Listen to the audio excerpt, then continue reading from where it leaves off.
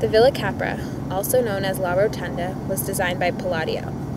Building of the Villa Rotunda began in 1550 in the Venetian countryside, just outside the town of Vicenza, Italy. Palladio, known as one of the most influential and copied architects in the Western world, drew inspiration from classical architecture.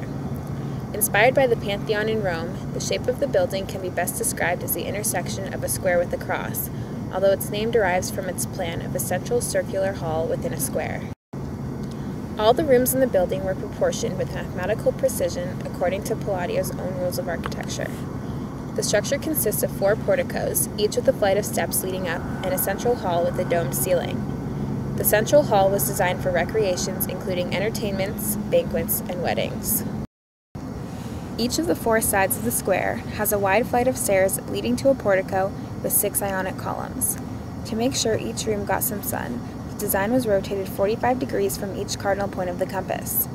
The villa is asymmetrically built into the site, and each of the sides, although designed identically, relate to the specific landscape on its side differently through variations in steps, retaining walls, and embankments. By this design, the symmetrical architecture is in asymmetrical relationship to the landscape, dramatizing the hilltop. The northwest portico is set into the hill as the endpoint of a carriage drive from the main gates. Upon approaching the villa from this angle, one is made to feel as if one is ascending from a less worthy place to a mighty temple. This same view, yet from the villa, highlights the classical chapel on the edge of Vicenza, uniting the buildings. Grand frescoes were painted in the main salons, and sculptural decoration was added over the years by various Italian masters. From the porticos, magnificent views of the surrounding countryside can be seen.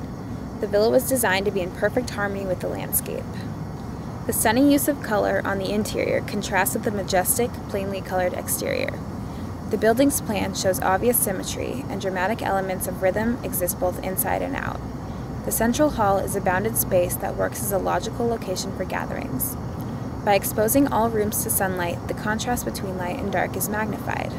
Palladio died before the villa was completed, and a second architect, Vincenzo Scamozzi, was employed to oversee the completion. Scamozzi introduced a number of changes, one being a flatter dome. His changes make the building we see today different from the original design.